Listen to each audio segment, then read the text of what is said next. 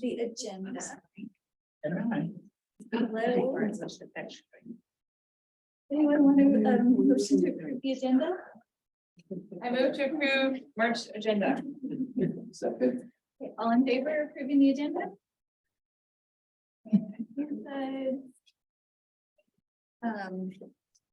And now we have, sorry, my agenda was here, but now it's right here. Okay, thank you. Sorry. Oh, so now, so for land acknowledgement, my beyond land acknowledgement, I want to share about an event happening at the LCC Native American Student Association is putting on their powwow, the 2023 powwow, and it's Saturday, April 1st, coming up at the main campus. It's a family-friendly free event, no alcohol, no drugs permitted. So I've never been to the LCC powwow, but I'm very excited. And next is approving the minutes.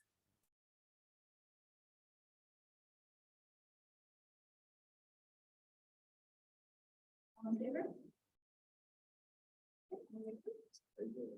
I also wanted to express gratitude for the minutes. They were super clear and detailed and very helpful to remember all the points that were made. So.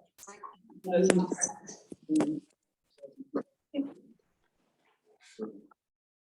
Okay, so we have before we go into public comment, we have a new person, Danielle. So I just wanted to, Karen, thank you for joining us. I'm very happy that we now have a second member of the sustainability program for the city of Eugene, and wanted to introduce Danielle Pickfield, who is not officially started yet. She starts on the 27th officially. She's joining us from Parks and Space, and I'll let her talk a little bit about herself, but super thrilled and very glad that she agreed to come tonight and kind of get her first dose of the Sustainability Commission, learn a little bit about what this commission does, and sort of get some initial exposure to the sustainability program and the work that we do. So, Hi, everyone. I'm Danielle. I've been with the city for 3.5 years in the volunteer program as a volunteer coordinator, where I coordinate like park stewardship events and adoption agreements, as well as the community gardens program. And prior to that, I worked with Huerto de la Familia, coordinating their community garden program for Latinx families. I speak fluent Spanish, and prior to that, I implemented a sustainability program at a senior home, which involved like increasing purchases of local food, implementing a waste reduction program, and a lot of things. So yeah, I'm really excited to be joining the team and working with all of you. that'd be great if everybody kind of go around and everybody introduce themselves for the commission, and I think, you know, you might offer your. Yeah, Dan wanted me to pick an icebreaker question. So if you could just say your name and then say, if there's one place you'd like to visit that's real or fictional, where would it be? Have to come back in an hour. Well, I'm Louisa DeHere. This is my 4th year on the commission. And I just picked my mother-in-law up from her trip to Iceland, and it sounded like it was really amazing. So I'd love to see the Northern Lights and drink some grog with a reindeer. I'm Laura Allen, and this is also my 4th year on the commission. I would love to go to Timbuktu and see their traditional earthen architecture. It's really cool things that they recycle a lot of material into the building, so it's kind of surprising. Hi, I'm Mitra Gruwell. I think this is my 2nd year on the mission, and Iceland is also on my bucket list of places to go. I'm really fascinated by the culture and the way they use volcanic energy, utilize it there to eat things and cook things. I'm Devin Mann, and I'm new too. I've been to Iceland, so I'm gonna say Hogwarts. Chris Yorgis, 1st year. It's hard to narrow down. Only one place you could go. So I will go with all of Italy. Dennis Reynolds, I use he, him pronouns, and I've been on the commission for 2 years, and I have kids and grandkids in South Africa and in England, and we are pondering a trip to meet up in June in Portugal. So that's high on my list, both for the place and the people. I'm Emily Semple, city councillor, and I would like to go to New Zealand. But it's probably just like here. That flipped around. But flipped around. Summer, I would go in the winter. winter time. That's good. My name's Art Farley, it's my 8th year. And it's only a couple more months on to see you, but I'll come complain to the commission, I'm sure. Or citizen involvement, as they. And I lived here for 50 years, but I've never done the cruise up to Alaska, and I'd like to see the glaciers while there's still a few there, so maybe we'll get that together. Hi, my name is Dan Bowen. This is my second year. I've done a lot of traveling, so there are lots of places on the list.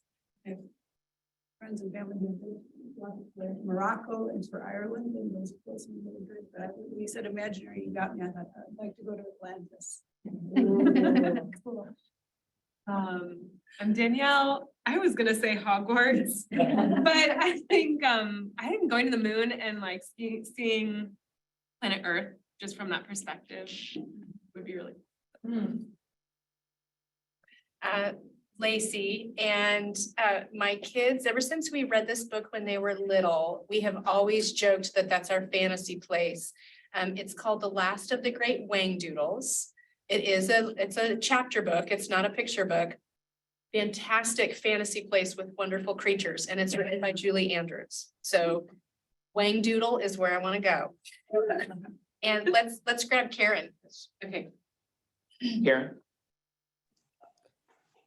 My name is Karen Kaplan, and I've been on the commission for 3 years as a representative appointed by Councillor Semple. And I would love to go to Kerala, India, which is supposed to be a sustainable province in India. And welcome. So I'm Ian Penn. I am the sustainability manager, and I think I've been to Iceland as well. I love Iceland. It's a fantastic place. I think right now, so when I moved here, when I think about my move being difficult, my brother, my oldest brother at the same time, actually picked up his entire life and moved to Vietnam. So I think I'd like to go to Vietnam and visit my brother. Yeah. Well, welcome, Danielle. We're glad you're here. Very happy Daniel is here. So we have public comment. Is there anybody on Zoom that wants to give public comment? Are we still in a moment where we need to do the spiel Oh, about hybrid format? Probably, it'd probably be good to do housekeeping. So Housekeeping a first. little bit late, but yes, good evening, everybody, and thank you for joining us in this hybrid meeting format. And just a couple quick housekeeping notes. I think people have already raised their hands. But for members of the public who are joining the meeting via computer device or phone, please be advised that your microphone, webcam, and phones are automatically muted when you enter the meeting as an attendee. If you do wish to participate during the public comment portion of the meeting, please raise your virtual hand now and join the speakers queue in one of two ways. For those viewing the meeting on a computer, laptop, or other device, click once on the hand icon. For those listening to the meeting on a phone, press *9.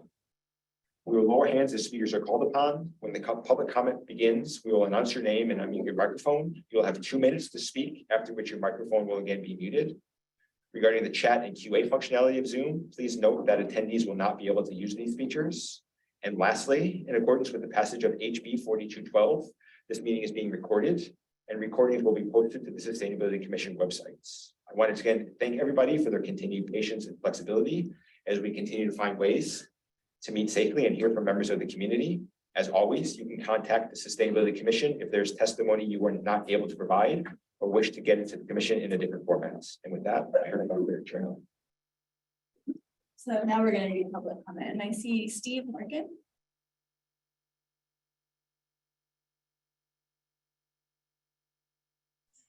Can you hear me? Yeah, I'm Steve Morgan. Hopefully you can hear me. Yeah.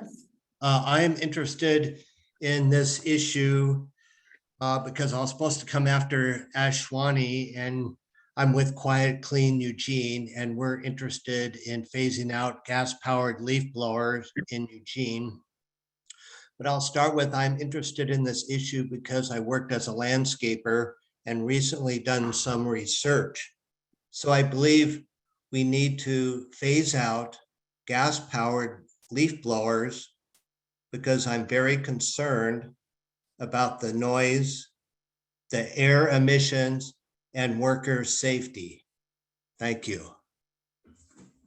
Thank you, Steve. Ashwani?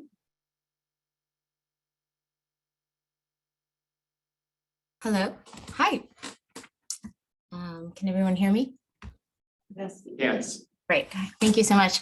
Hi, I am Ashwini, and as Steve started us off with, we're interested in this issue of gas-powered leaf blowers. So I've been here in Eugene in Ward 3 for about 3 years, and Steve and a couple others and I have been meeting over the past few months to talk about how we could facilitate a citywide phase out of the use and sale of gas-powered leaf blowers and transition to electric alternatives. And what's exciting is that there are examples of this. So DC has, for instance, rolled out a comprehensive policy to phase out gas-powered leaf blowers as well as other lawn equipment. So I don't think I have to speak too much, to the commission about this, but on the benefits of reducing the exposure to the pollutants that come from the use of these kind of gas-powered equipment, as well as the hazards that come from the noise and other sort of health related impacts there. So we're looking forward to hopefully presenting to the commission at some point, but yeah, I just wanted to introduce myself, and I'm glad that whoever is here from our group is here as well. So thanks a lot for your time. Thank you. Nancy?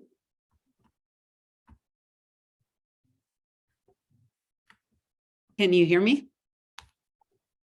Yes. Yes, we can. Oh, good. Thank you. I'm Nancy Smith, and I was born in Eugene, moved away for a time, but I've been back here for 30 years. We are homeowners in Northeast Eugene at this time, lived in many different parts of the city. And I'm very concerned about the noise pollution, the air pollution, and the workers' rights with these. And I'm looking forward to helping get something going to phase them out. Thank you. So does any commissioners have response to the public comment? I do. Thank you all three for coming and speaking. I was curious if in your group, if you've reached out to landscapers and done any just informal talking with people who maybe haven't been thinking about this issue, just kind of to see what other people think who are in this industry. Ashwani? Hi, yeah, so great question. Thank you so much. Yeah, and that's definitely been part of the research process, kind of trying to figure out what's happening on an industry level. It looks like there are some businesses, for instance, that are already taking on this initiative to switch to electric, or at least offer that as an option. And definitely, there's based on a couple of different surveys that we've done, and interactions that we have just in these few months, it seems like there's at least some sort of desire to switch towards it. Some of the primary concerns are things that from the workers themselves that I've heard personally is whether is it going to effectively accomplish the work in the same amount of time. And the interesting thing with this is that because there's been so much interest and research and funding driven into this, that the technology for these electric blowers are also improving, as we speak. So there's a lot of potential for that to even out, and some established research really on the return on investment from switching over. Thank you. Yeah. Anybody else? Councilor Simple? former counselor Frederick Baylor and I both really love this subject. I live in the middle of 4 different apartment complexes and they all have a different day for leaf blowing. So it's pretty constant. I find it incredibly irritating. So I'd love to see it happen, but I have a little bit of how do we get a groundswell of people who want that? And I think the question about what the landscapers think is critical because those 4 different days at 4 different landscapers, that's their livelihood. Be interesting to see whether it is just a cost of buying new ones or if there's something else that's sufficient. It'd be interesting to know that. But yeah, go on. Love it. Yeah, I appreciate the issue and the concern. I know that they are very loud and a lot of folks don't get to wear ear protection. My curiosity again with the landscaping community themselves is those capital costs. I know margins on that industry are not high. And how those power packs can work with lots of different pieces of equipment. But the power pack itself is very expensive. And so you only have a couple. So how it would logistically work, I'd be really curious to learn and what kind of carrot would be available to help early retire a piece of equipment in favor of an electric version.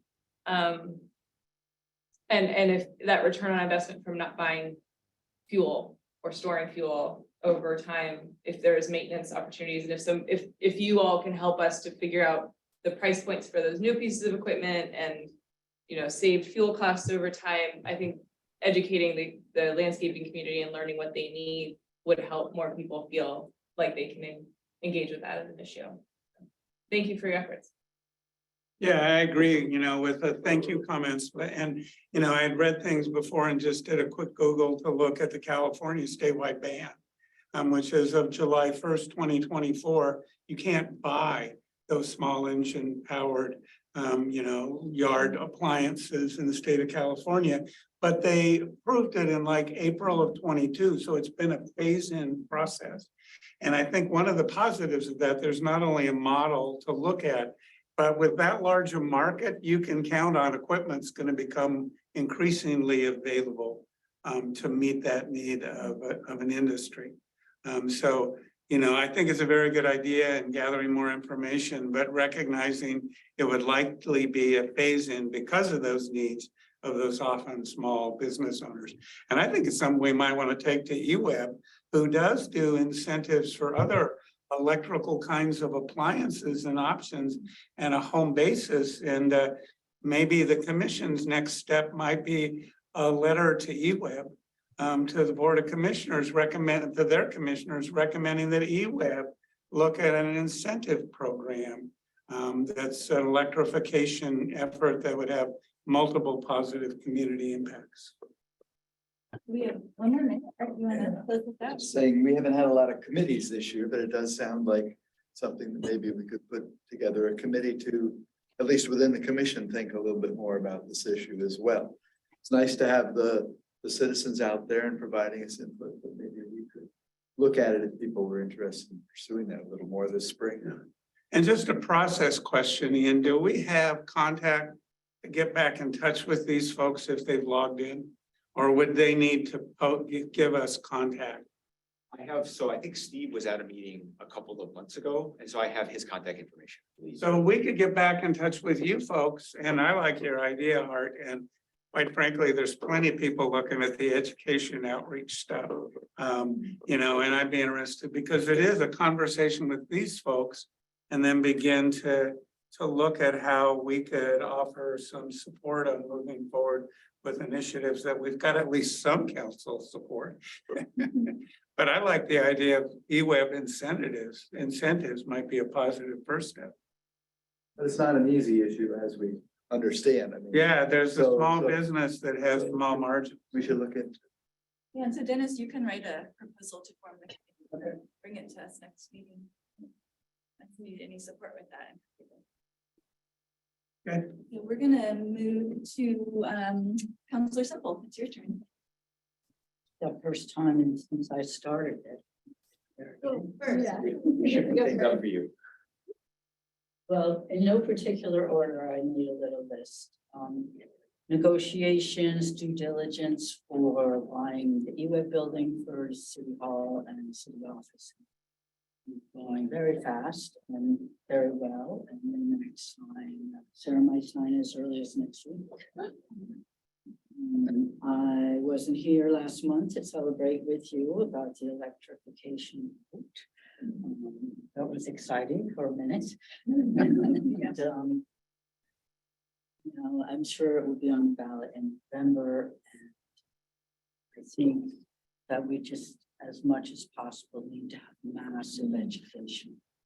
And it would be very difficult to put the sustainability viewpoint out there with such a smaller amount of resources than the natural gas proponents. So just to pass that along, that we in the global sense need some really good education about that in the next 6 months. Today, we talked about extending a pipe from Goshen to our municipal waste treatment. And it's would help a bunch of different goals. It would also go to Short Mountain and take the leachate from there, which needs to be treated, and right now is trucked 6 miles each way. So it would save all that trucking and gas to move it.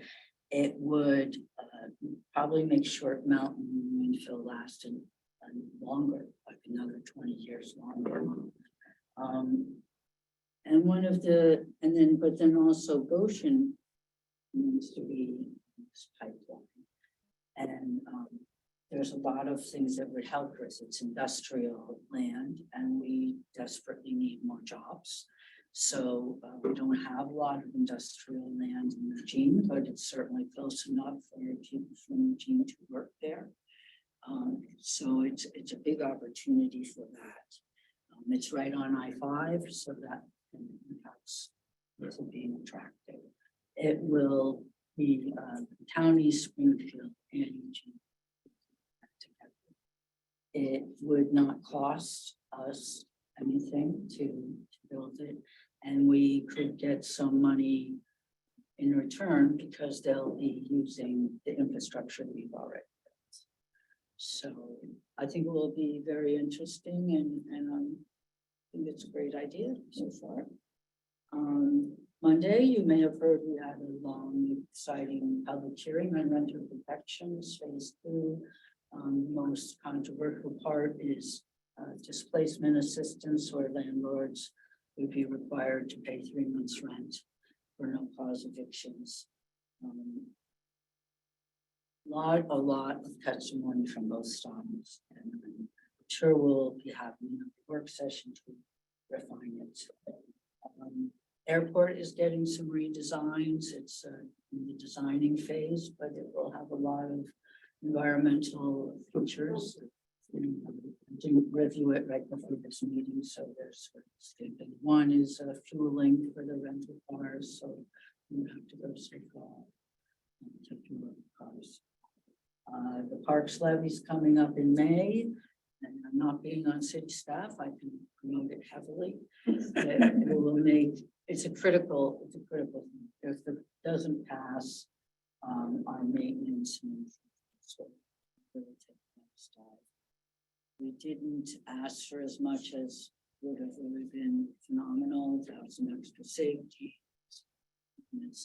But we took a little bit of a moderate approach, because if we kept it at the same level, maintenance and improvements would actually go down.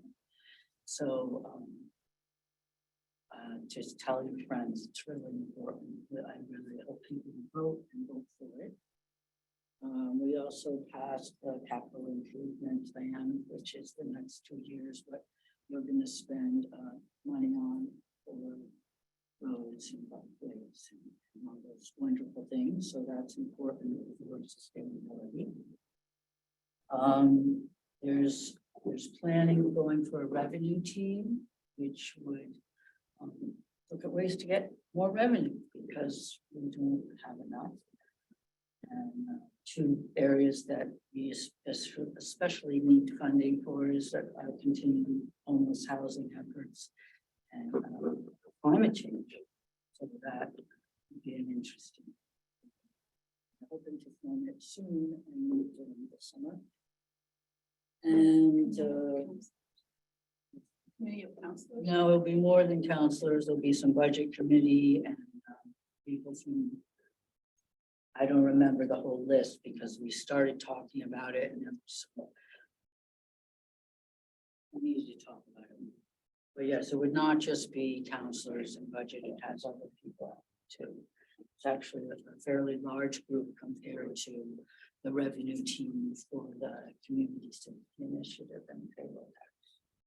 And speaking of money, the new budget comes out April 26th, and it's going to be a new kind of budget because we're doing a 2-year budget at a time, and have huge reductions that we need to take care of. Every single department has made cuts, so it will be interesting to see how that shakes out. And I think that's everything I have on my list, but I'm happy to answer questions. What causes the budget to go down, given there's more people and activity after COVID? Well, we lost the Comcast money, and I think we have a lot of PERS to pay right now. Costs of course are up. There's a few other things besides Comcast that unfortunately is looking. But yeah, it's come down substantially, and it's 10 million, I'm not sure, you know, it seems to be a worse scenario every time. So in a few weeks, in 6 weeks or so, 5 weeks, we'll know what the plans are. I know the staff, the execs, Sarah, and the finance department have been working really, really hard and asked every person on staff to contribute ideas, and they've had a phenomenal response. Of course, a lot of it is little things, but just like our climate work, all the little things add up.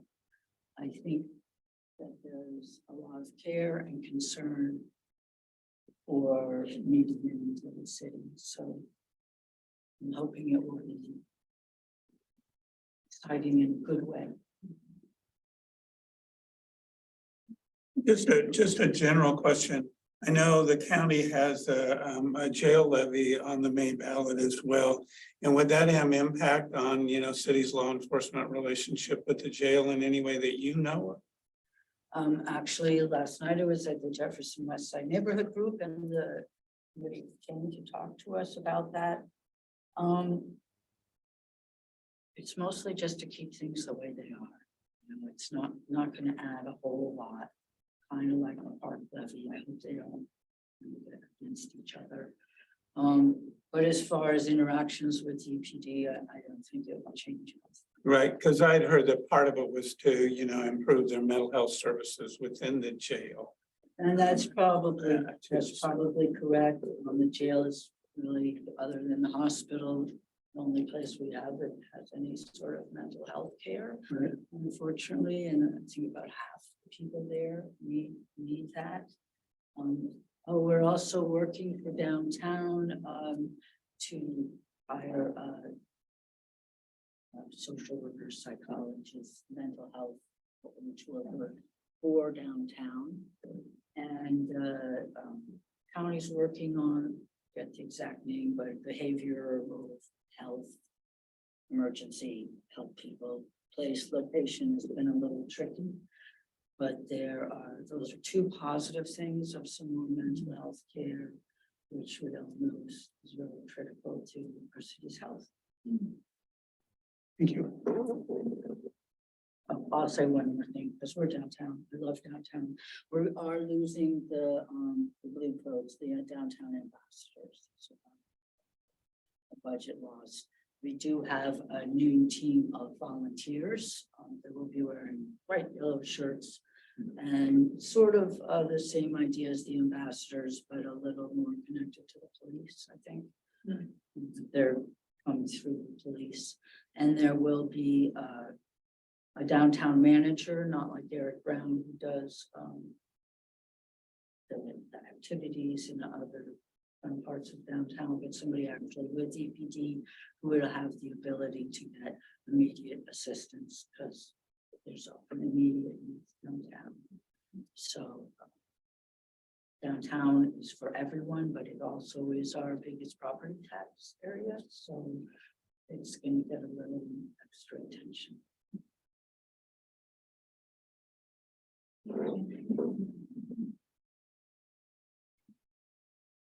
So, pleasure to welcome Reed Dunbar and Catherine Rohan tonight from the Transportation Planning Team, who are here to talk to us about two things. Present to the commission and get feedback from the commission on street design standards and a new program with Eugene. In a second to get going. Presentation up. If you guys want to. We're coming up here. Yes. Hey, everyone, my name is Reed Dunbar and I'm a transportation planner, work in public works engineering. I have an electric mower and I use a rake. Yes. And lately I've seen some pictures of Chile, which I think are fantastic up in the mountains and I really want to go. Here. I'll go ahead and introduce myself. My name's Catherine Rohan. I work with Reed. I also have an electric mower that my landlord bought for me so I can mow my own lawn. Good and bad, I guess. But I definitely want to go somewhere in this Star Wars universe.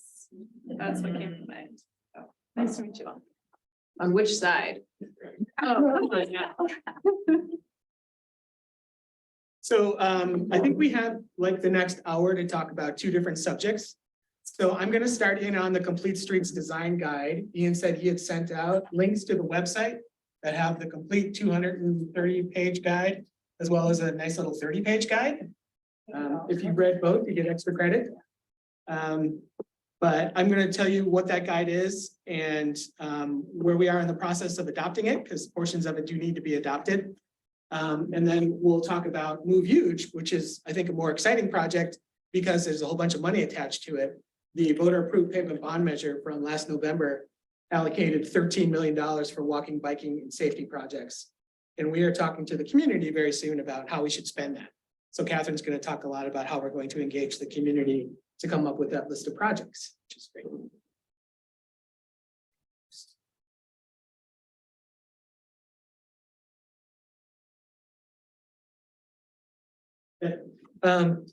Introduction. So there is the existing street design standards are part of a document called the Arterial and Collector Streets Plan, or ACSP. And it is from the 90s. And we were pretty progressive. It talked about skinny streets, which is why we have a lot of skinny streets. We required bike lanes in a lot of places, which really helped build the network for bicycling. But it came to a point where we needed to do something else. There's a lot of traffic related issues out there, including serious crashes and fatalities that are a direct result of the way that we currently design streets. And as we think about people and the various stages of life that people go through, we need to develop a transportation system that works for everybody. And so the streets need to be designed so that they work for everyone. And that necessitated us opening up the guide and making sure that we were developing policy and creating standards that do accommodate everyone. I'll talk a little bit about the goals, how to use the guide, and then the results, because we've actually been using this since about 2019, even though we haven't adopted it. And we've had pretty good results so far. And then I will talk about the next steps. Awesome. So I think the first thing is to talk about who are we designing streets for? And so this is an inverted pyramid that talks about people walking. That's where we start. In traditional street design, you would start at the center line and say, this is how much room we need for cars to make sure that they can go where they need to go. And if we have room on the edges, hopefully we can get a sidewalk in there, or maybe a bike lane, or maybe some trees, maybe some other stuff. And what we say is, no, that's not how you do streets at all. Actually start out here with this stuff and figure out what our land use needs to be. And then you figure out how much space you need for pedestrians and for those places to be successful. Like, do we want sidewalk cafes? What else do we need? We figure out how much room we need for street trees, and we make sure we're accommodating for that. And then we say, okay, let's work with our next most vulnerable user, which is people riding bikes. And then let's figure out how much room we have left for people in cars. And so that's what this is talking about. It's like most streets that we are designing today need to account for our most vulnerable populations, and they don't do a good job of that. And a lot of that is related to design. So we start with people walking, people biking, and then people taking transit, because every transit trip starts and ends with a walking trip, and then people driving sort of down at the bottom. There are exceptions to that in the typologies, like in a industrial street type needs to accommodate trucks. And I have a slide that sort of explains what we do in that situation. So here are some goals. So first and foremost, most of what I've been talking about so far is defining livability. The fact that I can get to the place I want to go, however I want to do that. I want to take my bike today. I want to walk. I want to get to the bus. I need to drive today because I got a lot of stuff to do. All of those things work for me, and I have an option of taking any one of them or all of them in the same day. Ensuring health and safety, making sure that we aren't designing streets that are dangerous by design. And so that if people are using our system and make a mistake, that doesn't cost them their lives. We need to accommodate all modes. So again, people have choices, but I think fully 1/3 of folks don't drive. They're too old, they're too young, or they choose not to. And so we need to accommodate them in our transportation network, because they also have places to be. And then sustainable by design. So this is where we start talking about vegetated stormwater management and how we're going to control for the environment through street trees and some of the heat island effects that can happen through transportation projects. And within our design, how we're going to overcome that. And so the guide goes into various elements of those components. So how to use the guide. And by the way, the picture in the background here, you might recognize as Broadway.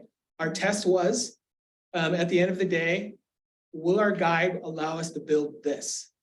Because this is a street that most people from a pedestrian or walking standpoint say this works pretty well for me. And it will, so we win. So using the guide, number one, we need to determine the type of street that it is. In the olden days, we would say there's a national functional classification, and this is where we use terms like arterial streets or collector streets or local streets. And what that doesn't do is it doesn't account for the land use adjacent to an arterial street or a collector street or a local street. And so it's agnostic to the use of the place, which is not good for transportation because different places have different transportation needs.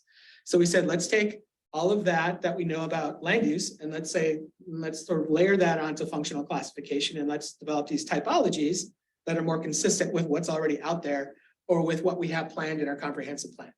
So we have 10 of those. Some of the new ones that we haven't had in the past include a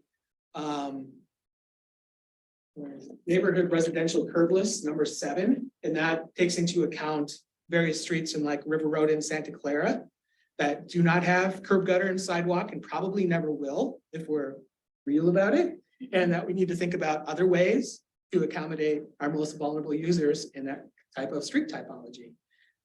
We also differentiate between more suburban cross sections, think like a West 11th versus like a more urban cross section like a Blair district or most of downtown, and that they have different needs even if the functional classification is the same.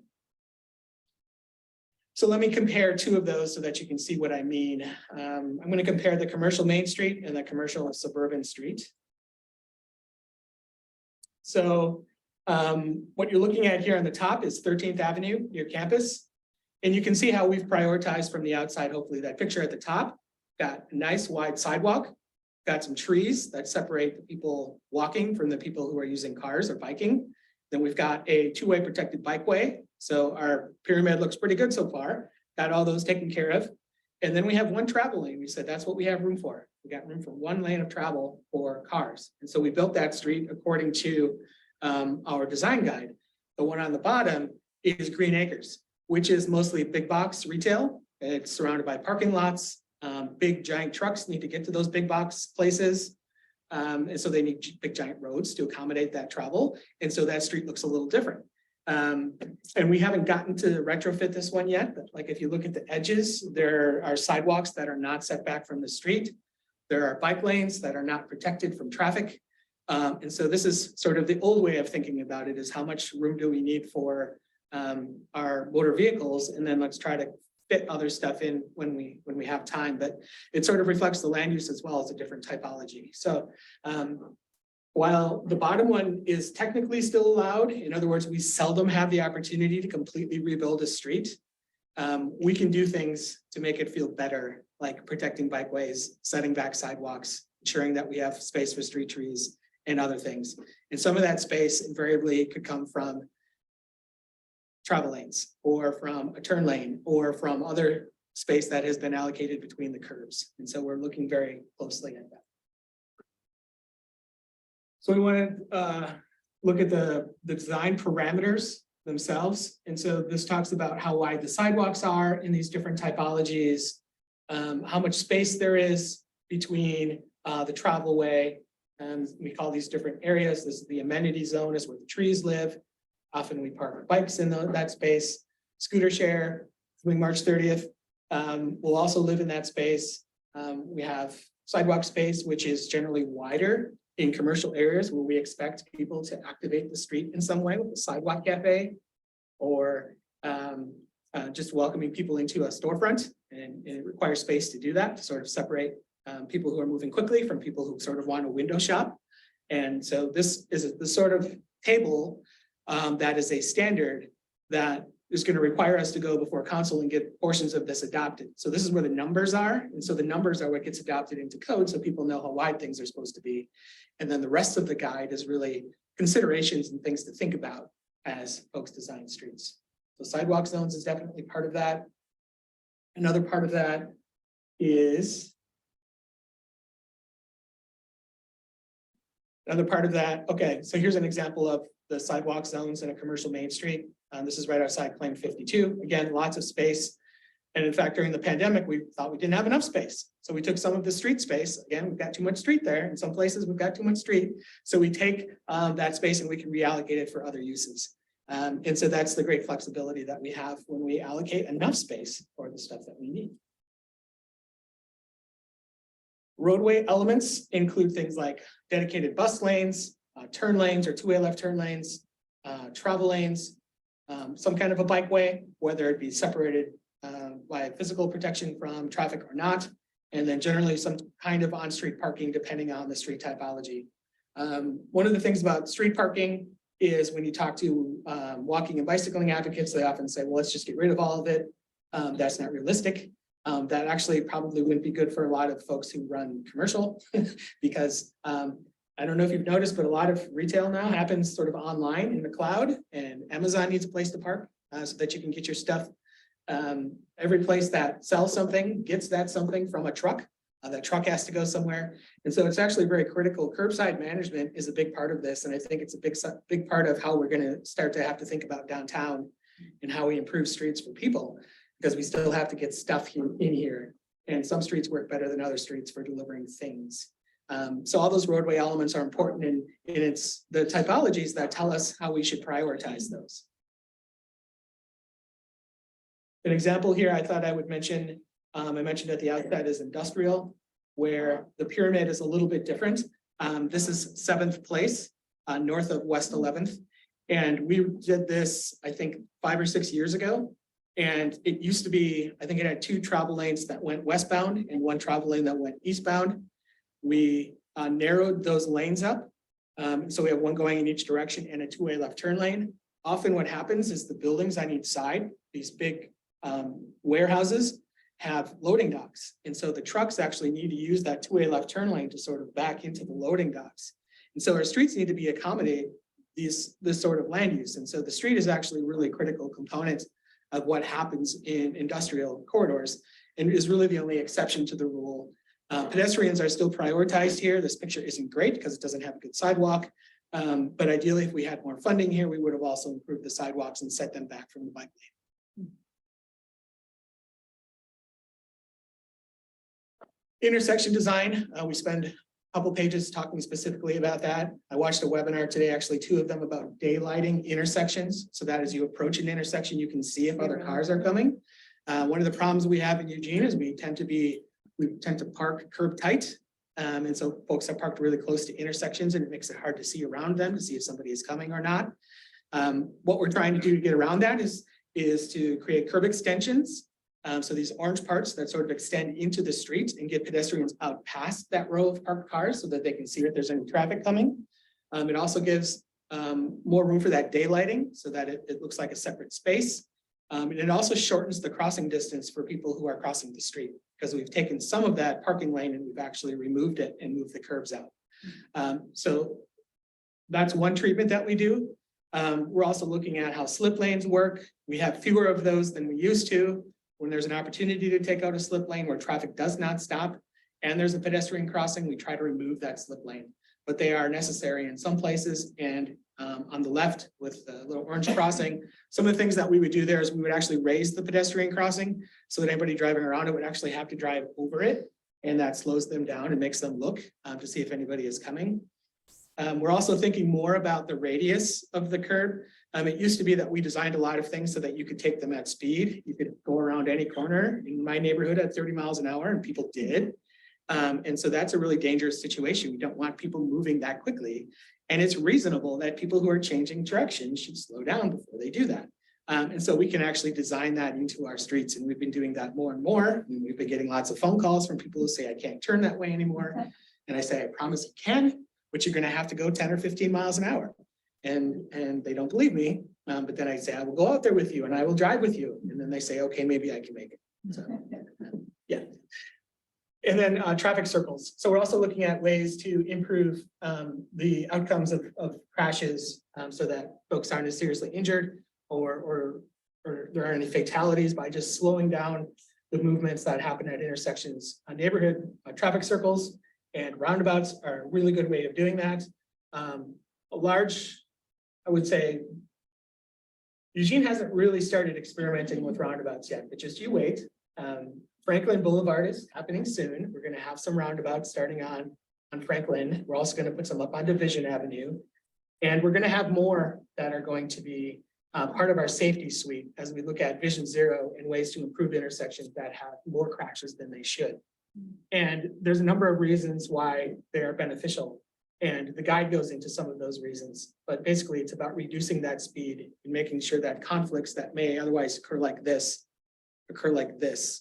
And so you sort of brush off another car or a pedestrian or a bicyclist rather than sort of smashing into it at a high rate of speed, which you can do at a signalized intersection, especially if you're not paying attention. We have a lot of distracted drivers out there. So there's a lot of things we're trying to do in the design guide to make it safer for everybody to use the street. And when people do make mistakes, that the outcomes aren't that bad. Yeah, okay. Shared use paths and access ways. We also have standards for those. This is the first time that we've said, okay, when we get to a certain density of walking or biking traffic, we should probably widen that out. Our current standard is 12 feet. I think that that's pretty generous, but folks always want more space and separated space. Our first separated space is actually the Riverfront Park, where we have a separate walking path and a separate bicycling path separated by plants down the middle. And so that's an example of the sorts of things we can do. Obviously, those are very space intensive and it's putting a lot of impervious materials into our park spaces. So we have to be very thoughtful about where this might happen. Guide also talks about how we coordinate with other folks. And so there's a little table here that says, okay, who's responsible for what as we start developing our street system. And we go through this in the design process as we're looking at various developments. And as we are looking at redeveloping streets, we say, okay, everybody, what do we need to accomplish in this corridor? And we look at data and then we talk with our partners and other agencies to make sure that we're doing the right job. And so we talk a little bit about that in the design guide as well.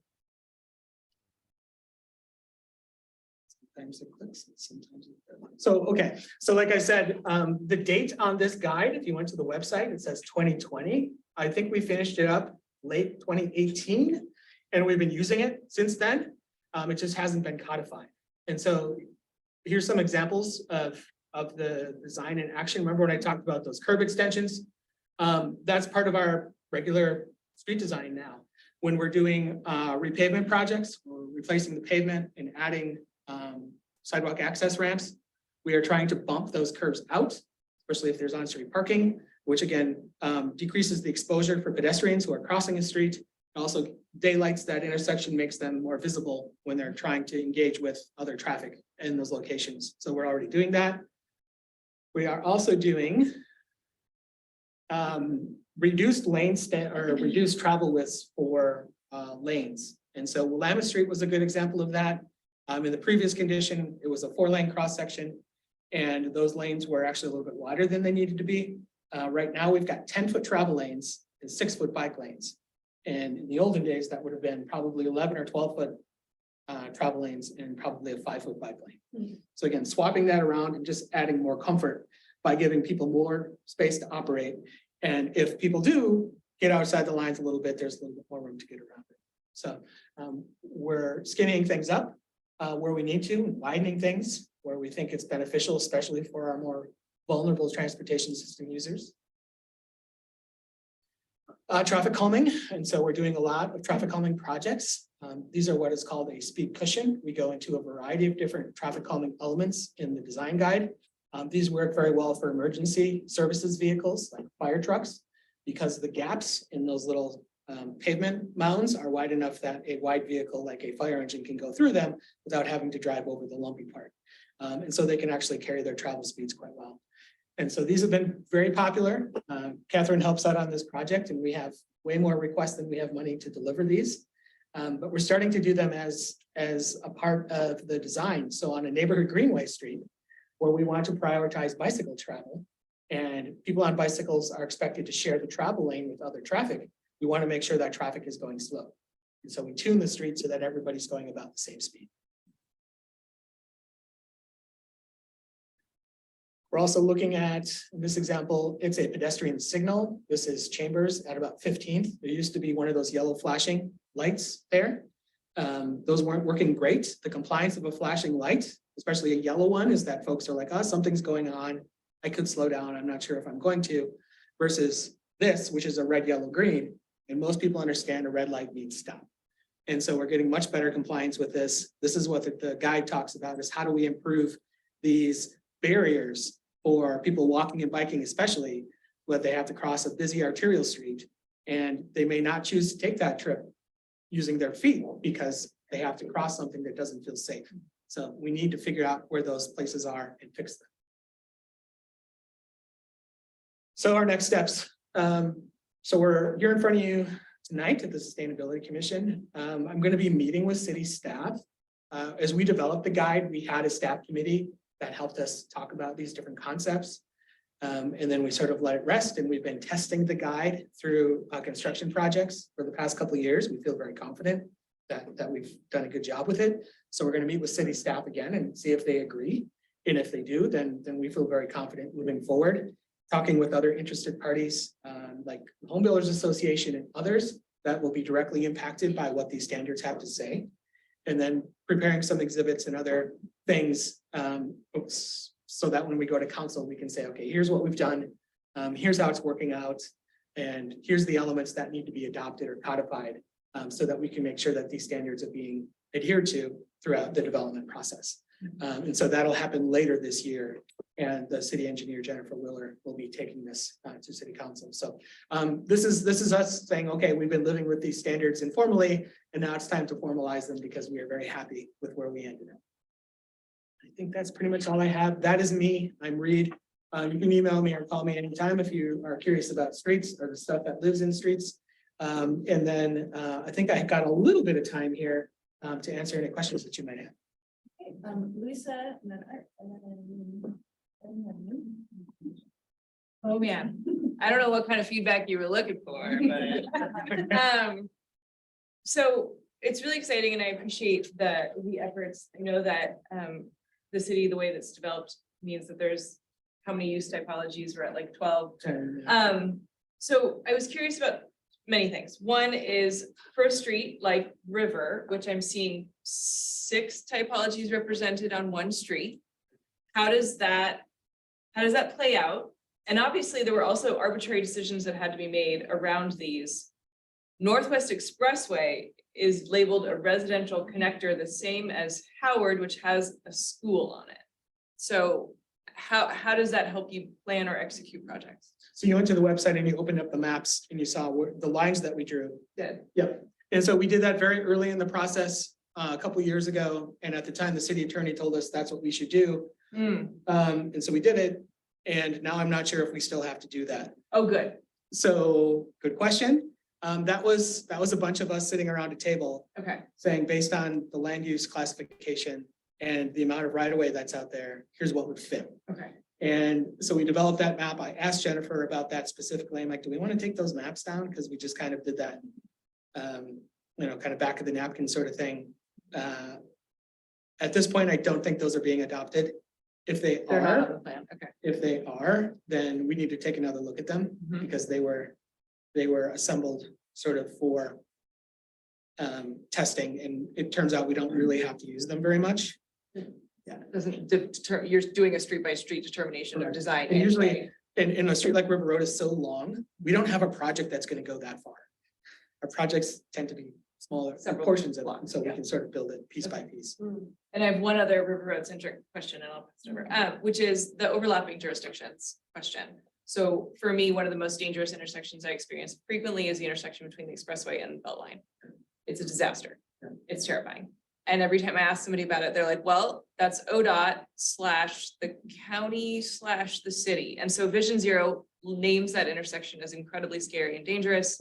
And yet, and so I was just curious how this plan might help direct funding, how might direct partnerships. I really appreciated how many agencies and groups within the city you have looking at this stuff, because of course it's all the overlaps. But when you have those places where two jurisdictions bump up against each other, how does this plan help you negotiate, communicate, advocate? If we're the lead authority, then we're trying to get to the standard. If we are not, like if ODOT has jurisdiction, then we try to say, okay, well, this is what we're aiming for. And then they tell us what they're aiming for, and then we try to aim for somewhere in the middle. Okay. We do have money available to look at the top 28 Vision Zero intersections in the city. I think that process will start this year. The consultant will draw up concepts at those intersections, including your intersection, and see what sort of alternatives are available to make it work better and be safer. And so that is coming. And then the other part of that with Beltline is because it is ODOT, because the long range transportation system plan talks about potentially adding another bridge over the Willamette River to connect Green Acres to Division. That also makes changes to Beltline. And so ODOT is also thinking about the interchange with River Road as part of that plan. And so there's an ODOT process that will be forthcoming that is also going to look at that intersection. So we're going to have a variety of different alternatives, I think, for that intersection specifically over the next couple of years, but nothing immediate, simply because we've got that future planning process and we've got the one we're doing this year with the signals specifically. So Right. Okay. we're on it, we're aware. I'm sure. Think you. And I think we have to be really brief because I know we have a second presentation, so everyone can just be like as brief as possible. I think most of this work was done before. It sounds like e-bikes have become a thing. And I think that's a great opportunity. Potentially more people will get out of their cars and do those, but they don't. It's kind of an odd thing where they don't really mix well with bikes. At least some people that ride them don't mix well with bikes in the lanes. So, I mean, I think that deserves some discussion in your plan, since I don't think there's a word about e-bikes in it. So you might want to think about.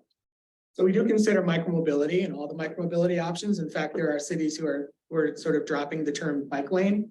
It's not inclusive to scooters and all the other stuff that we probably want that are people sized.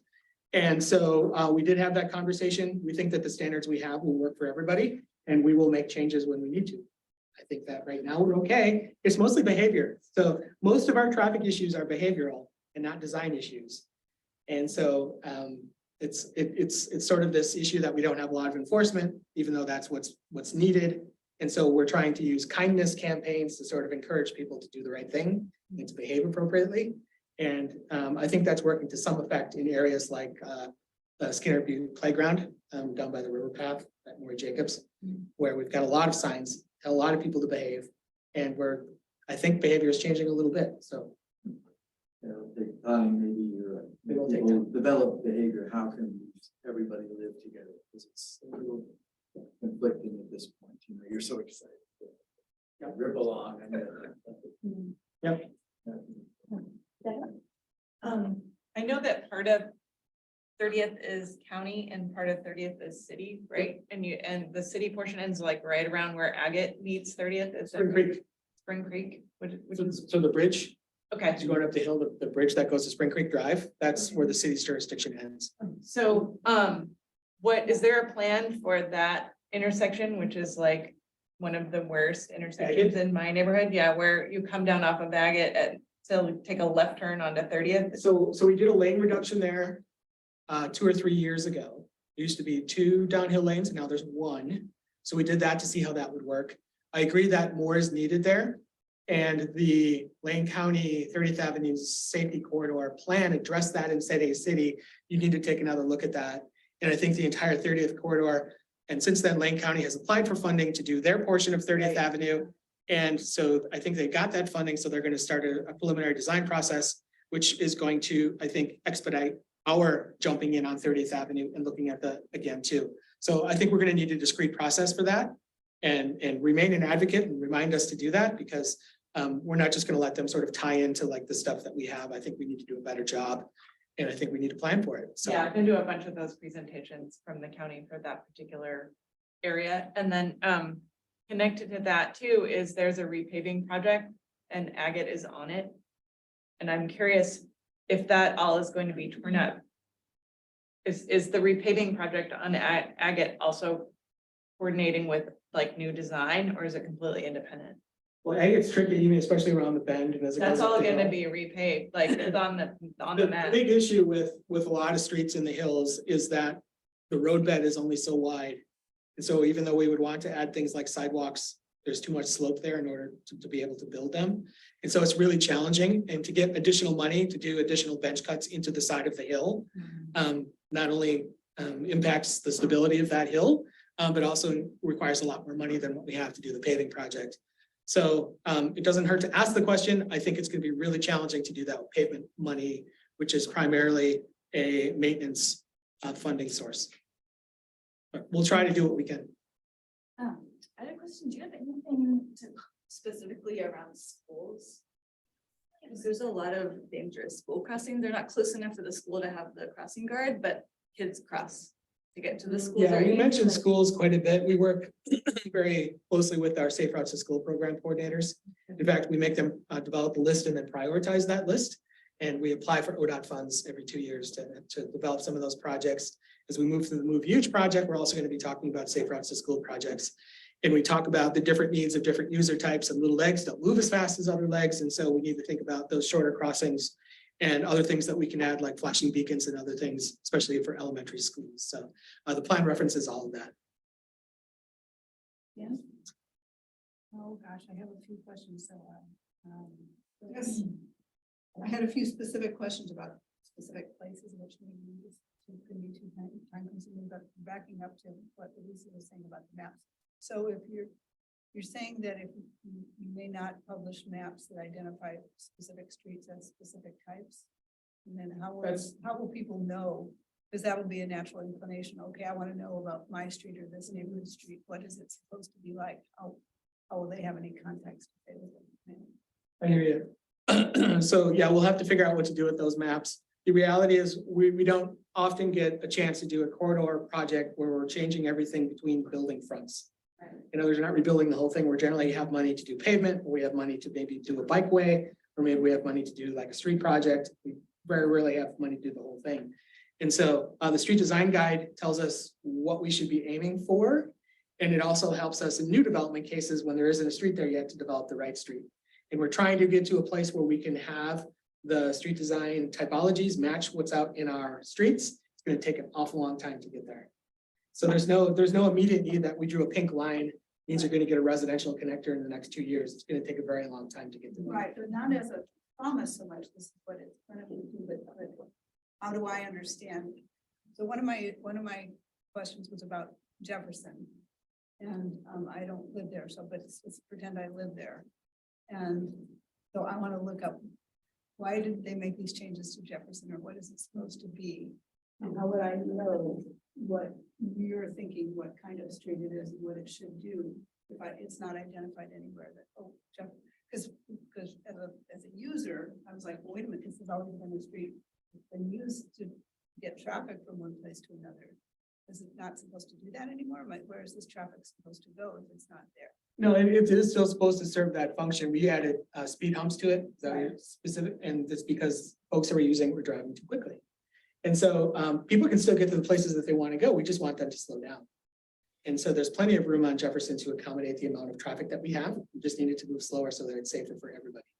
There's a lot of people who walk dogs on Jefferson and cross the street, and there's some safe routes to schools that cross Jefferson. So Jefferson does a lot, and it gets more challenging on higher classification streets to figure out what the appropriate mix of stuff is. So are there classifications? So I guess that's my question. There are, and so the federal government will require us to continue to have a national functional classification. We're trying to get more specific about what that means for us, I see. because we don't think 4 categories is enough to describe what's happening in this neighborhood versus a neighborhood on the other side of the river versus a neighborhood on the south side of Eugene.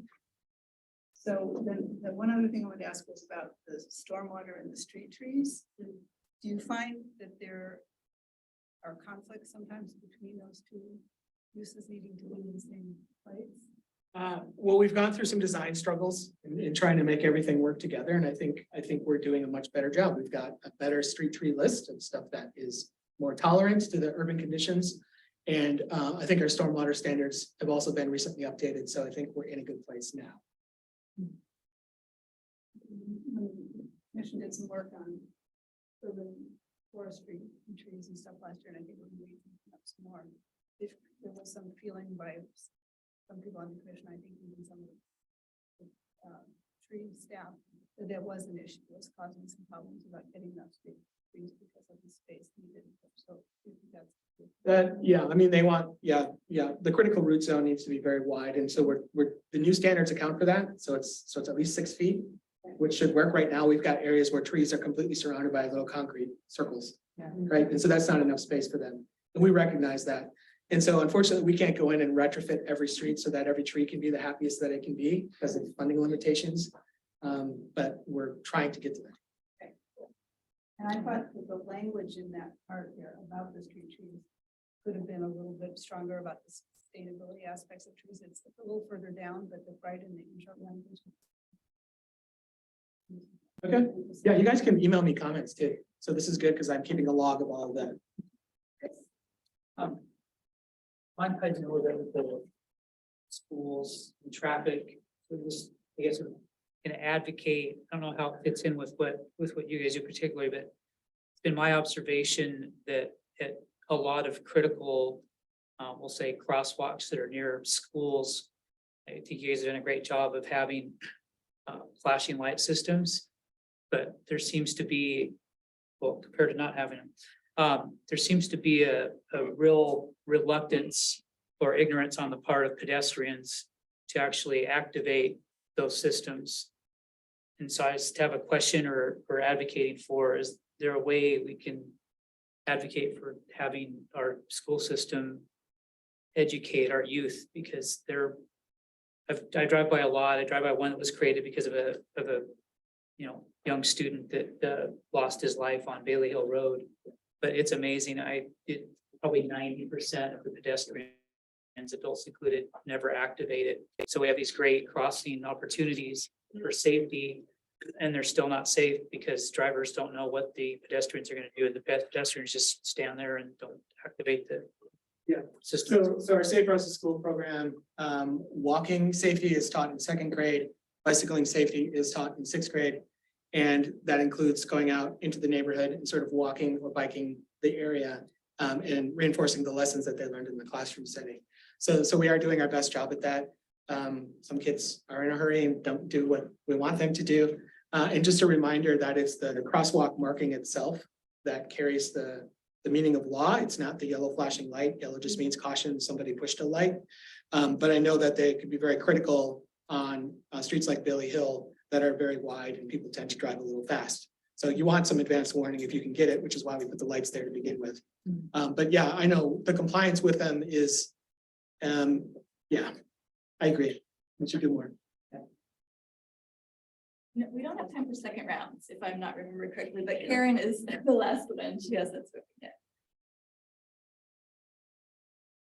You're muted, Karen. You, Karen. Karen, you're muted. Thanks for your work, Reed, and for this very important presentation. I realize that you have a lot of challenges in trying to address all these things. I have two things. I wonder how development incorporates the roadways, particularly I'm seeing all these large apartment complexes going up on 13th when 13th is already heavily burdened. And then my next thing is that I wonder if you ever go back and say, oh, we kind of screwed up. Can we reevaluate? Because to me, the changing the pathway on Willamette is a disaster.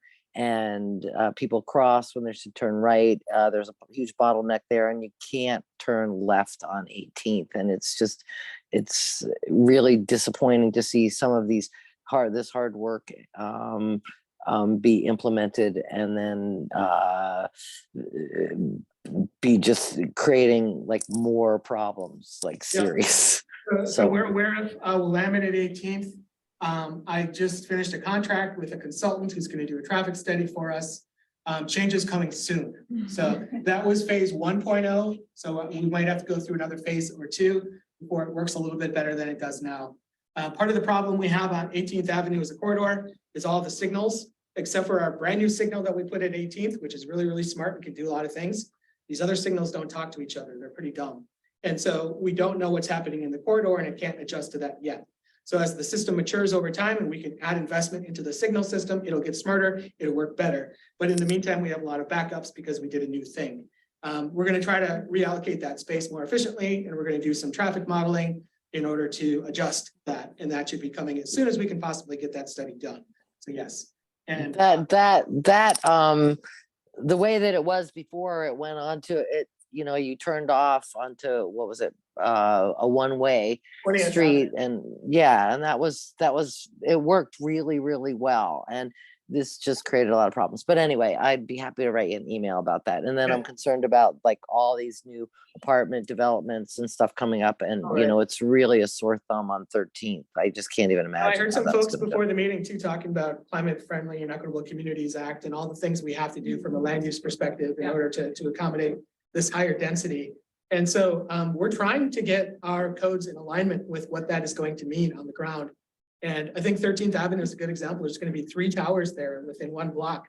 And right now, just in the construction phasing, we're having an awful lot of problems keeping the street open so that the buses can move through and so that people can walk and bike and still get to campus. And yeah, it's going to be extremely challenging. And we're going to have to figure out new ways of talking to folks about their transportation options. That includes transportation demand management strategies that we require in certain locations so that folks who move into a building know what their transportation options are and are encouraged or incentivized to use their options instead of bringing a car. And so that's probably the next frontier. Well, and I love roundabouts, so I'm really excited about what you're planning on. Me Franklin. too. Thank you so much. You want the command seat? We've been sitting for a while, so if anybody wants to like stand up and stretch a little. I ask some introductory questions, so we have Brett snacks in the corner too, or grab a snack. So raise your hand if you walked somewhere within the past week, to a coffee shop, to a bus stop. How far is somewhere? Let's say if you walk for like, it's like a destination, like more than maybe just your car to the front door of Target. Okay, yeah, neighborhood park, okay. So how many of you like know someone who made a walk like that for transportation over the week? Yeah, you all know each other, so. Okay, same question for biking. Who biked somewhere for transportation this week?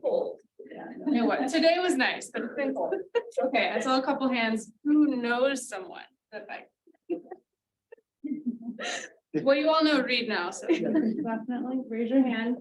Okay, great. Well, that was our warm-up. So we'll get going, and this should be a bit shorter than Reed's presentation, so. Hey. No worries, guys. We're gonna talk about Move Huge. You can see our lovely logo on the screen.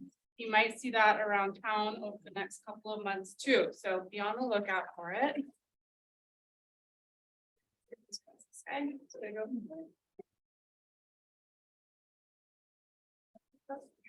Right here. There. Yeah. Okay, so to start agenda, I'll give a brief overview of Huge, why we're looking for community input on this project, talk about the decision-making process, how to engage, a quick timeline, and then hopefully we'll have a few minutes for Q&A. So what is Move Huge? Move Huge is a planning project led by the city's transportation planning team, includes Reed and I, as well as a handful of other folks, to identify and prioritize walking, biking, and safety programs and infrastructure projects throughout all of Eugene. So Move Huge will help guide the city in our work to make walking, biking, rolling, and taking the bus more accessible and enjoyable, in addition to making all ways of traveling safer for everyone in Eugene.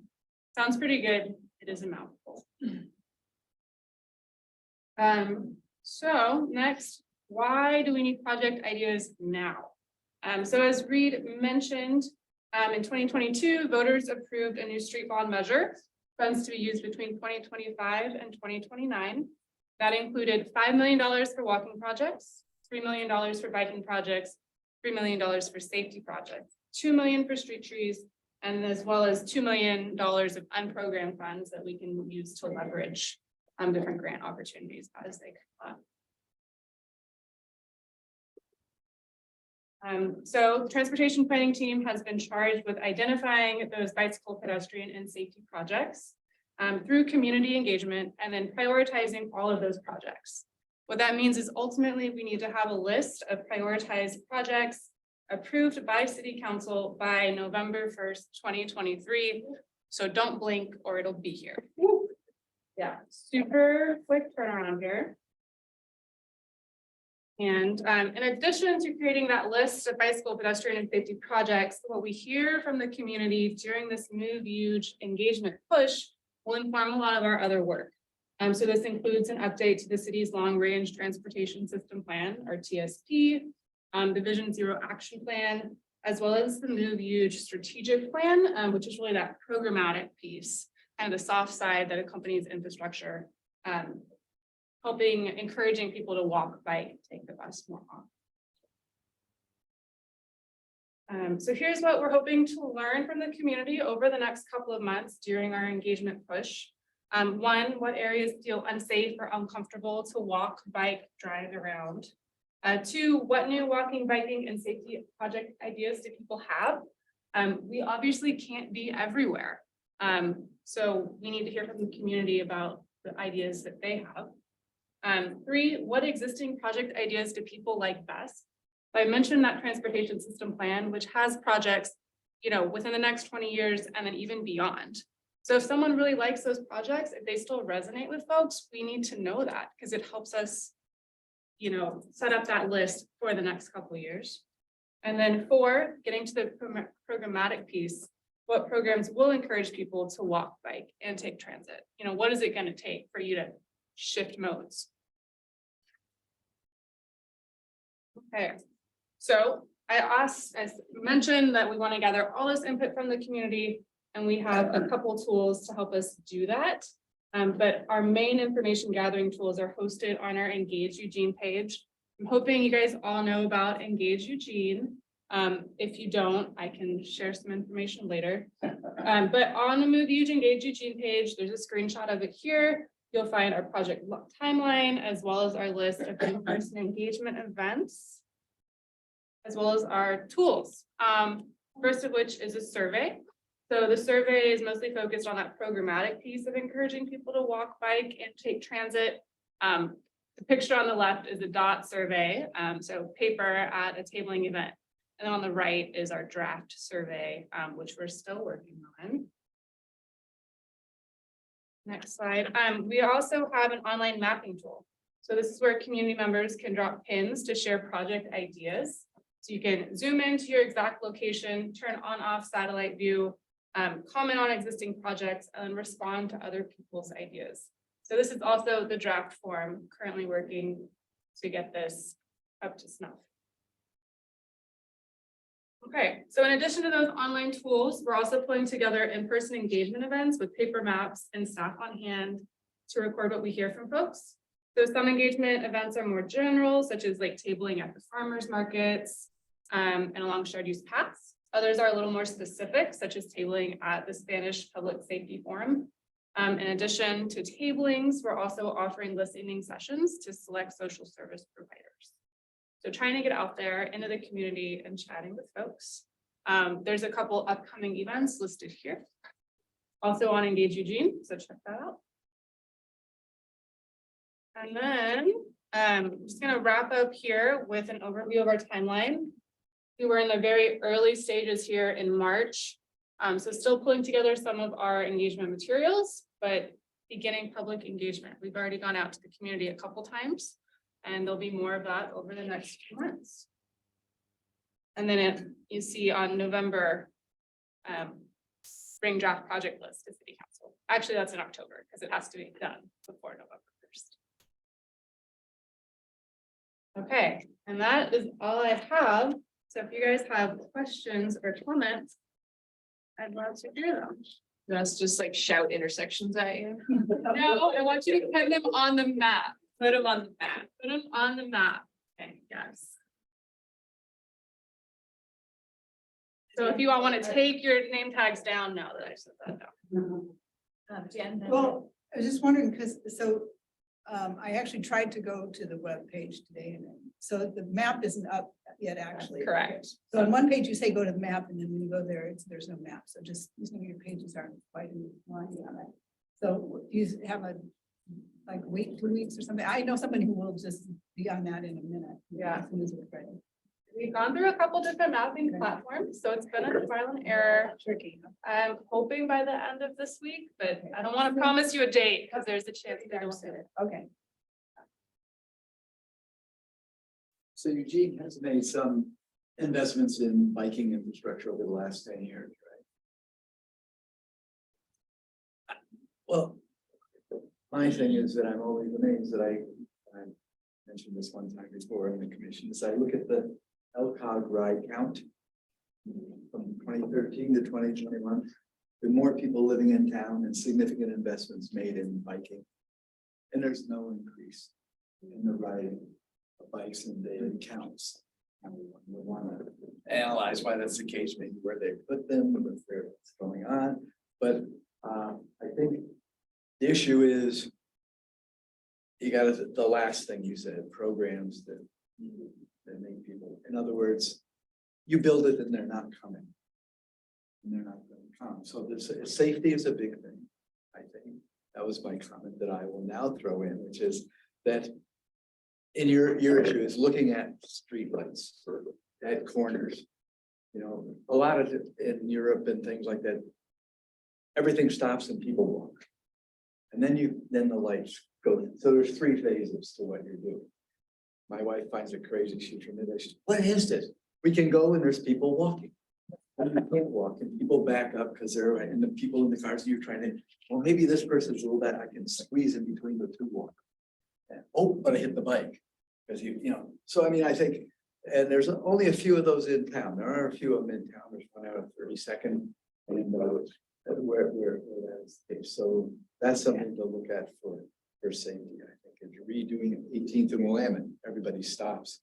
There's a phase where people walk, and actually it makes probably better for traffic, even though there's a waiting period, because then everybody can go. You can go where you want to go. You don't wait for the person to get across. And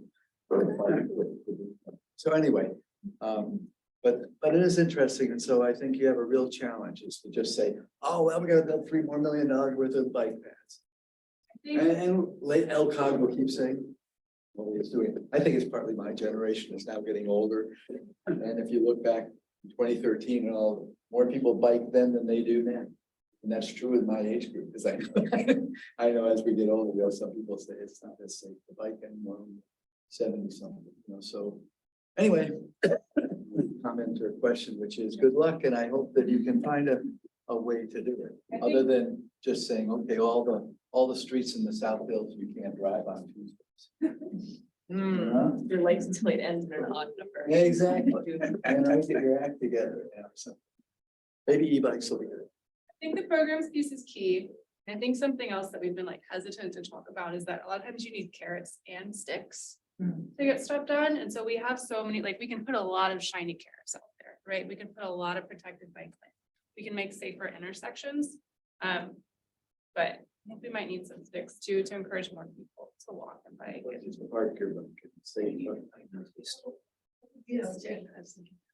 it more expensive to ride, making it harder to park. We're not the only community going down in bike mode share though either. There was an article today in Portland too. Everybody's going down. Transit hasn't recovered yet. Pandemic did a lot to shape people in their perception of safety when they travel. And so I'm disappointed. But we're gonna have a system that's ready for folks when they want to jump back on their bikes. So that's what we're trying to do, is be ready.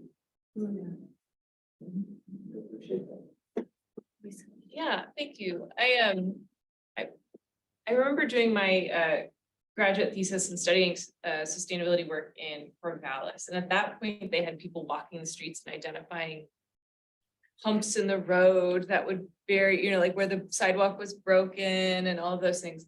And in the last several years, as various crises have led to needles being around Eugene, I've used that app where I take a picture of scary things and I send it to the city and I say, there's some stuff you might want to come after. Is that app an opportunity to be used for people to point out, here's a safety issue in the sidewalk, on the road? And are those two things being cross-promoted to use that app for this purpose? Is it the iBike huge app that you're I talking about? think it is, Yeah. but it just allows me to drop a pin and take a picture. Yeah. And tell people in the city who can do something about an issue when I see it, because it is those things of like, oh, here's a place where everyone's getting onto the sidewalk to bike right here all the time. And in that moment, I want to tell somebody about it. And by the time I've gotten to a computer or it's gone. Yeah. And so that instant opportunity or promoting that might be a way for people to kind of help you populate this map in real time. You want to talk about that app? So she's referencing the iBike Huge app. And we have a pretty sophisticated maintenance management system out at maintenance. And so if you dial 682-4800, or if you go on our web portal and do a public works request for service, or if you use the app, all of it goes in the same place. And all of those requests are geocoded. And so we have the data that you would have left that said, hey, there's a thing here. And that's a good point. We should try to chase that down and just make sure that we're taking a look at that, because a lot of requests come in through iBike Huge that could have implications about safety, not just that there's glass or a needle, but that the pavement is really bad, or I find it impossible to cross the street here, stuff like that. All of that gets collected in the maintenance management system. And so we could separate those issues out too and get a record of them. But since that infrastructure is already there, you can encourage people to make use of that for this purpose. Right? To some degree. So is iBike huge like Park Watch similar? Because I know more people who are familiar. I've never heard of iBike huge before, but I know people use the Park app quite a lot. And is it the same, similar? I haven't used the park I app, haven't used it either. so I can't say. Does it go to MMS, do you know? Yeah, Park Watch goes to MMS. So it does the same thing. Yeah. I think people don't know about it, maybe. If I huge is good, like if there's glass in the bike lane or like piles of leaves, other things like you mentioned. Stop sign fell down. But it sounds like it can capture all kinds of information that might be relevant for the city to know about. Yes. We're at the end of our time. If anybody hasn't spoken, everyone. Thank you guys. Thank you so much. Yeah. Do you want to do or needed from this commission? I don't believe so. I would say tell your friends and everyone you know that this Move Huge thing is happening, and that we're gonna spend $13 million over the next 5 years on walking, biking, and safety projects. And if they have a favorite, that they should let us know what that is. And does that email you or put it on the map, when the map's up? Map That is would be ideal. awesome. Map is ideal. Otherwise, I might get a lot of emails. Okay. Tell them, but don't tell them. in a week yet. Maybe next week, yeah. Yeah. Very soon. Just- Thank you. Thank you. Can I tell a pointless but fun anecdote really quick? Okay, I was watching late night television. Doesn't happen very often. However, Phineas, who's the brother of Billie Eilish, who's a very famous pop star, referenced the fact that the sound that the signal makes when you press the signal in Australia was a really entertaining beat. That is the background beat for one of her most famous songs. If we made the sound cool when you press the button or make a cool picture pop up, like in Utrecht, it's a very famous little bunny that's known in that city, maybe people would use the signal prompt. Or if they were different my fun ones, fact. you had to find out what it was gonna be. Yeah, maybe it changed. Maybe it was like a game. Trivia question. Thanks, guys. Ian. So I think Councilor Semple hit on a lot of the things to talk about. I think one of the things is that council's on a well-deserved break till April 9th. So there's not a lot of hearings and other things going on for the next couple of weeks. I think one of the things, and this kind of goes back to something that Dennis had mentioned last time, but a letter that the commission had sent to council last year on fossil fuel response, it looks like that is actually going to be on the calendar for a work session in front of council at some point this spring. So that's coming back. It's really a follow-up of the session that Jason Dietrich did about a year ago, really focusing on broadly on polluters. And, you know, this is one of several things tied to that, but really an opportunity to follow up on the presentation that was done with the commission. Probably not at that detail of a level. I think a lot of it is going to be an introduction also, but it is something that is taken root and there is movement forward on that at some point. So it is What is this? I missed. fossil fuel response. Response, Oh, that's. carrying insurance for disaster. Yeah, Yeah, Art, you were in this to that too, right? there's going to be a work session on that sometime late spring. On there, we're still trying to pin down a date on that, but that is something that's going forward on that. So probably a first step having that conversation, but you're getting it sort of out there right now on some Thank things. you. Another thing that's come up for the folks who've recently done orientation, the board and commissions guidebook for commission members has actually finally been updated. It was sort of in limbo for a while. It's something that staff have actually been trained on recently, and it looks like they're going to be reaching out to commission. So the city manager's office is going to reach out to commission members about doing a training with you all on that. A lot of it's the same, but it's going to be an update and some new things that have come into play related to that. Sometime late March, early April is looking like for that, but that's something that's up there. They spent and understaffed and trying to work on that, but it's something they're working on. And I think more attention being paid to, ordinances that created commissions and bylaws and other things like that, but it's just an opportunity to kind of get a refresher on that. Art, you may not have to go through another one of those, but it's something that's out there. And then the other thing that Reed had mentioned very briefly is, I don't think it's been announced yet, but the e-scooter program is something that there's going to be a rollout of soon. I think end of month, they're thinking right now. I think some staff are going to be briefed on that early next week, but look for that in the next month or so. I think when that's official, I will email the commission and let people know about that. But that's something that I think it's been a long time coming. I'm sure there are people here who are much more well versed in how long it's taken to get that going than I am. But that's something that we're going to be rolling out as cities. Yeah. So I think those are the big ones. And no more staff updates because we have a second team member. So we haven't talked about that in 2 weeks. Commissioner updates. Unless, sorry, did you have the Questions? Yes. Questions? Well, sort of a question about what our upcoming agendas are on. Do we have a projection at this point? Because I appreciated Art's forwarding the GHG inventory, which I don't think we've discussed as a group, probably. But GHG The new inventory as yep. of late last year, right?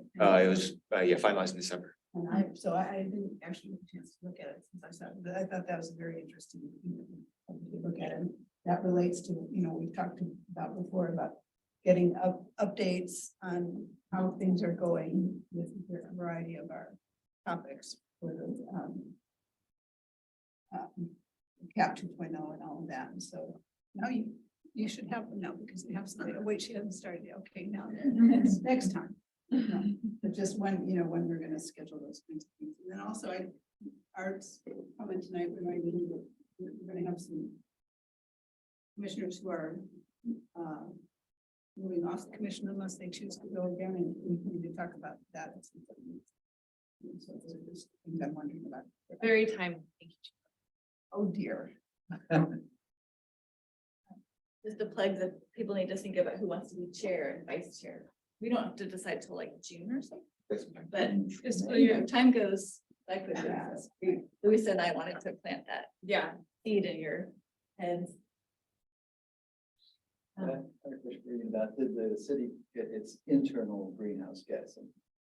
It is, that's something that, a couple of tweaks I had to make to it. That's something I'm actually hoping to post on the website as well. So that'll be there. But yes, that came out about the same time that was finished up. So add offsets. Yes, so we're gonna continue to purchase offsets for that. The city's inventory actually went down slightly. It was about 6,100 metric tons previously. This most recent one was about 5,200, so it's gone down a little bit. Some of that was just because of COVID and people working from home and less energy use. Some of it's been Fox Hollow and some of the changes and some of the work that some of the city building managers and that team has been working on and trying to slowly incorporate some energy efficiency opportunities when they arise and there's money to do some of that work. We're not sure it's a permanent thing, but yes, it did go down a little bit. So yeah, I think in terms of future, I think one of the things that we're trying to coordinate internally is when park staff is going to come and talk about street trees, because there is a very prominent role for the commission as part of that process. I think if there was interest in presenting on the inventory or certain things, I think that's something we could possibly carve out some time to present to the commission on some of that and where things are. We've dug into a little bit of the data to try and understand. So for example, the community inventory has historically been about 1.1 million metric tons within the urban growth boundary. And this most recent one is about 940,000. So it did go down. There is a trend line. We're about 14% below 2010. So 36% more to go. So it's not moving as fast as we need to. And looking into some of what might have been driving that, we've dug a little bit into that. Some of it looks like it's Wakeboards is the company that closed down. There's a paper company that closed down. It looks like that was actually a pretty big contributor to that. So they're no longer in business. And that was about 20% of the commercial reduction, just that one facility. So looking into a little bit more kind of what the drivers are and trying to understand, was it just COVID related and that there's a bump and we're going to see a return, or is it something that maybe is trending a little bit new normal? We just don't really know. We'll have to do another inventory of that. But yeah, we could, things that come and talk about some of that. Talk about some of that and present some information on like what we see, what we think, and get some thoughts on that as well. I thought it was really interesting there, if people see that, is that we're down 14%, but per capita, we're down 24%. We've got an increasing population. So Eugene really has a tough goal. You want to reduce it by 50%, but your population increases by 50% from 210. So that means you really have to get 33%. You have to be 33% per capita or something. So it's really tough.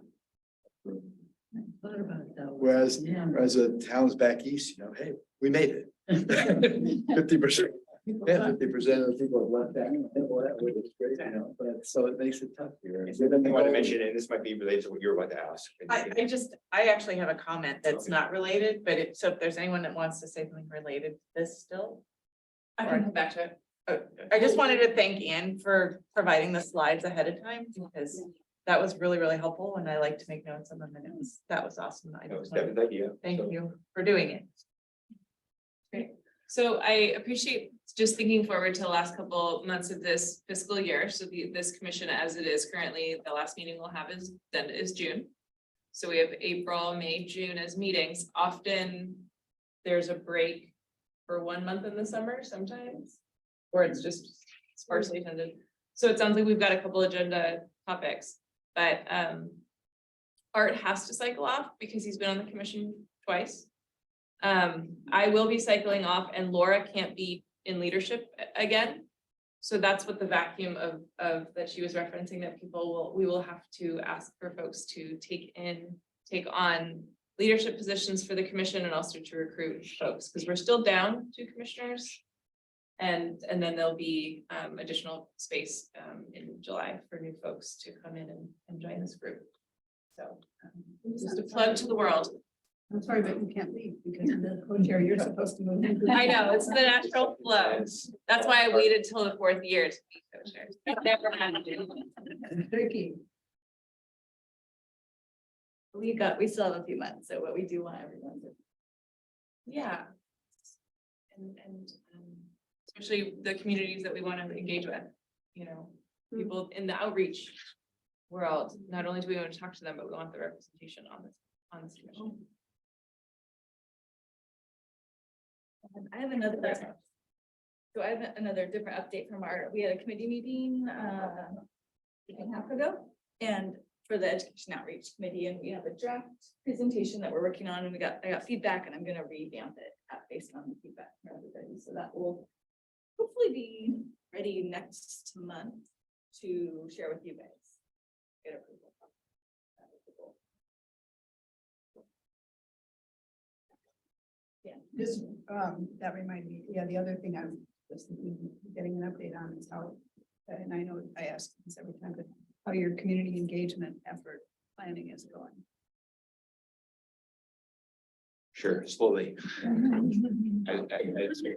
As one, very happy to have Danielle on board to help think through some of these tractable questions and thinking through all the things that we can't talk about right now and how we then talk about the things that we can in a productive way is kind of the current struggle. So It's a challenge.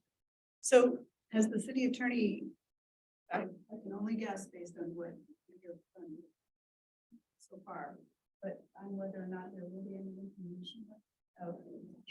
information from the city about them. I may defer to Councilor Seppel on this. My understanding is that is something that have to be requested by council, similar to what was done. So having informational on assuming the ordinance in fact goes to a vote, which I think is the expectation, having an informational created is something that would have to be requested by council for staff to do that.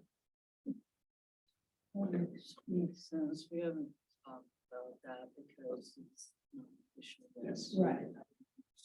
So you know how the city has often in the past, almost always. We do that when we put it on the ballot. You know, when council approves to put it I on the see. ballot, then we write up. That's true. We have 3 councilors write something explaining why why majority elected. But this isn't ours. So is it different? I don't know the council. Except or that the this city is a would be council act. spending it. Yeah. It's a little bit, I don't have history. Would be voter pamphlet statements. Right, so which anybody who wants to pay the money can put in a statement in voter pamphlet, which I would hope we would have a good showing, because that's the place people are gonna look. You know, and get the weekly on it and any other press or media, Facebook pages, whatever people can think of. But this is gonna be a tremendous to get the votes, because we're up against a massive media campaign. And so it's gonna really help the grassroots. And people should start getting some energy going there.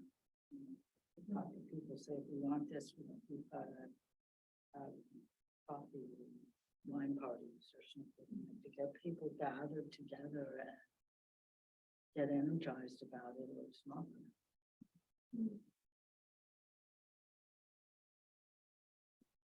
The other thing, just to mention, I emailed Commissioner about this, but eWeb had a board meeting last week, and there were 2 things on that. One, which I think would be, if people couldn't see it, was a climate guidebook that Kelly Hale at eWeb has actually put together. That is actually, looks like it's going to be a really fantastic resource, both focusing on their own internal greenhouse gas emissions and their internal goals, as well as something that is really pegged to the cap and their actions under the cap.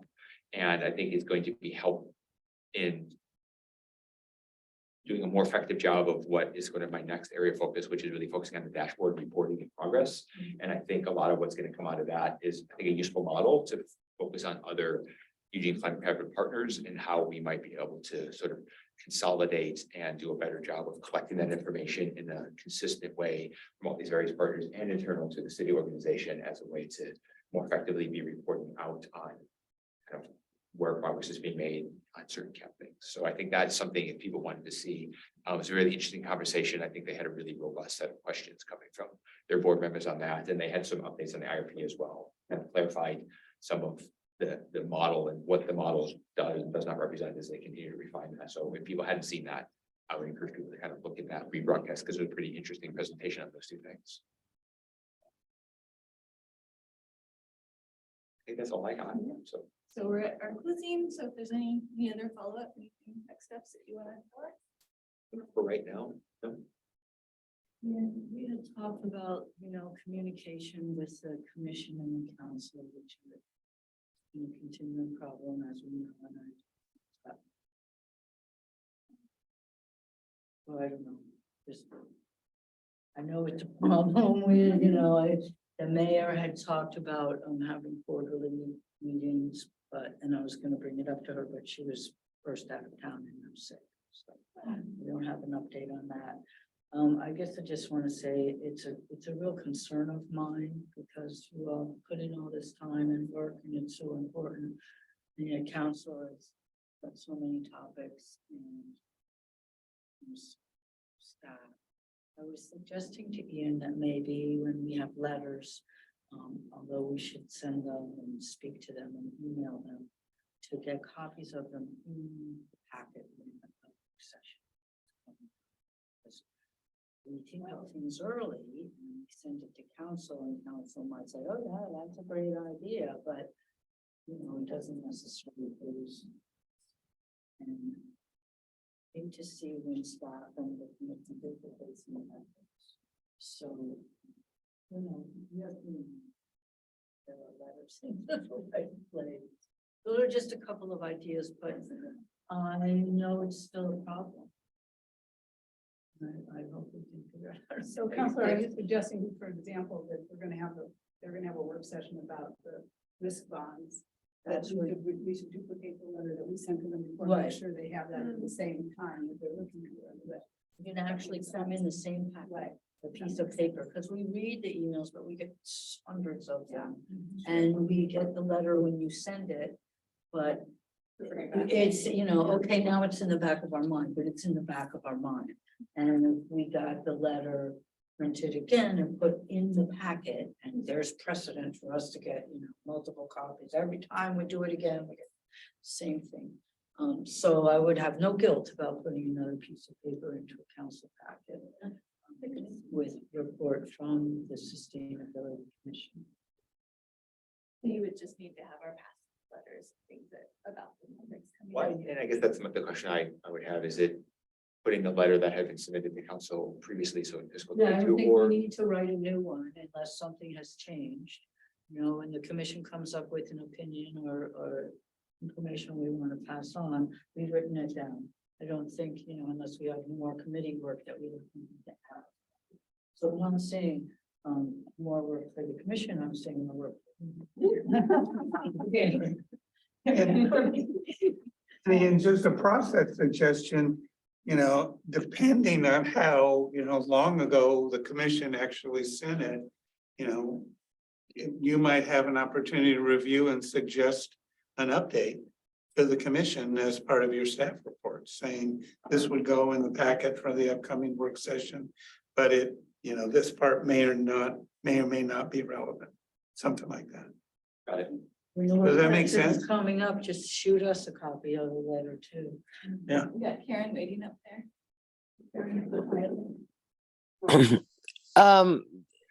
First of all, thank you, Counselor Semple, for continuing over the whole 3 years that I've been on here to continue pushing on getting our voice heard and the things that our work at least considered. My general question here, we keep saying that we never had a full commission this year. So what are we doing about that? And how are we gonna complete that? And do we have to wait till next year?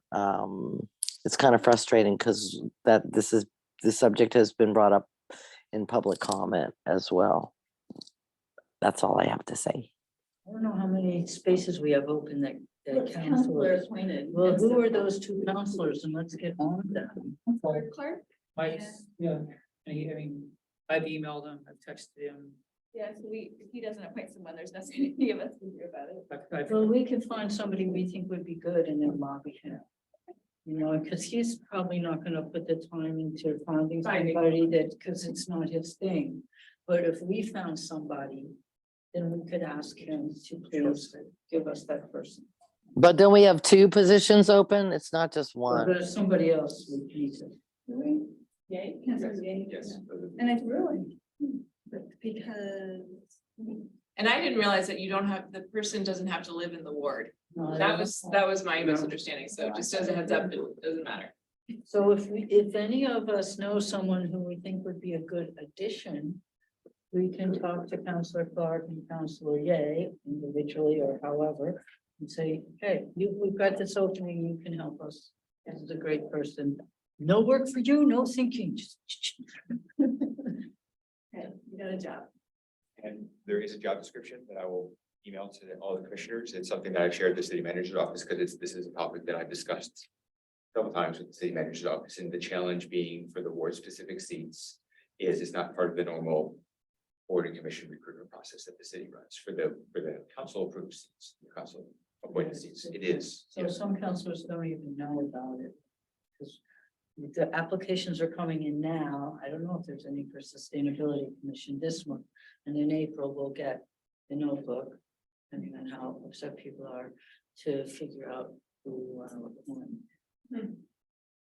Was part of that, yeah. This the isn't four part, this boards, is different. four Well, council Some ones, you're not- commissions, the mayor appoints, some commissions, the council. And some, like this one, we have this mix. So we're a bit over time, so if we could just.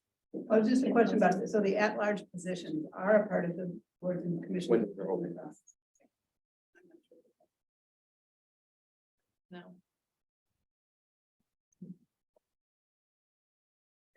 Good to see everybody.